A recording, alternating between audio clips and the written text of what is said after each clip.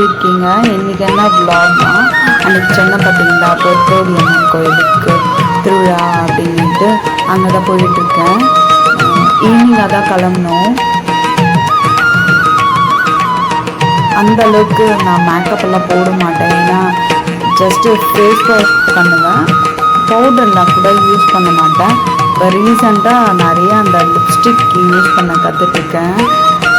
அதுக்கு முன்னாடி லிப்ஸ்டிக் எல்லாம் கூட அந்தளவுக்கு யூஸ் பண்ண மாட்டேன். அவ்வளோதாங்க, முடிஞ்சு பூ வச்சாச்சு. என் பையன் வந்து நான் இருமா கிட்டெல்லாம் கூட உன்னோட ஜுவல்ஸ் எல்லாம் நான் எடுக்கிறேன் நெல்லுங்க அப்படி இப்படின்னு சொன்னால் முடிஞ்சு கிளம்பிட்டோம். வாங்க போகலாம். இதுதாங்க கோயில். இங்கே வந்து எப்படின்னா ரொம்ப உடம்பு சரியாதவங்க அந்த மாதிரி இருக்காங்க பாருங்கள். அவங்கெல்லாம் இங்கே வந்தால் நல்ல பவரான சாமி இந்த அம்மன். ஏன்னா இங்கே வந்து உப்பு நிறைய விற்பாங்க. அந்த உப்பை வந்து நம்ம தலையை சுற்றி இந்த இடத்துல போட்டு இந்த அம்மெல்லாம் போடுது பார்த்தீங்களா, அந்த மாதிரி இருக்கவங்க சிவியராக இருக்கவங்க இங்கே வந்து நல்லா வேண்டிட்டா சீக்கிரமாக குணமாயிடும்.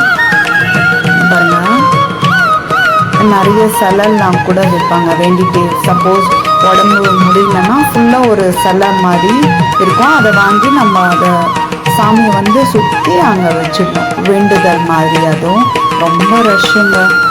இயர்லி ஒன்ஸ் தான் இது நடக்கும். ரொம்ப சக்தி வாய்ந்த கோயில். அதுவும் அமாவாசை டைம்லலாம் அம்மனை வந்து ஊஞ்சல் ஆட வைப்பாங்க. அதுவும் நல்ல விசேஷம். க்யூவில் தாங்க நிற்கணும். இயர்லி ஒன்ஸ் பார்க்கறது ரொம்ப கஷ்டம் அந்த அம்மாவை. அதுவும் அந்த அம்மா ஃபேஸ் பார்த்தீங்கன்னா அந்தளவுக்கு ரொய்யலாக இருக்கும். நம்ம அம்மாவோட ஃபேஸ் எப்படி இருக்குமோ அந்த மாதிரி இருக்கும். வாங்க, கிட்ட வந்தாச்சு. இப்போ பார்க்க போகிறோம் அந்த அம்மனை. ஏன்னா பார்க்கவே முடியாது. சம்டைம் இதுக்குள்ளாவே அங்கே பாருங்கள் தெரியுறாங்களா, அவங்க தான் அந்த அம்மன், பொற்கோடி அம்மன். இது வந்து எப்படின்னா ஏரி, ஒரு பெரிய ஏரி. அந்த ஏரிக்குள்ளே இருக்குது அந்த கோயில். சப்போஸ் மழைலாம் வந்துருச்சுன்னா ரொம்ப தண்ணி இருக்கும். அந்த மாதிரி டைமில் உள்ளே வர முடியாது. அந்தளவுக்கு சக்தி வாய்ந்த கோயில்.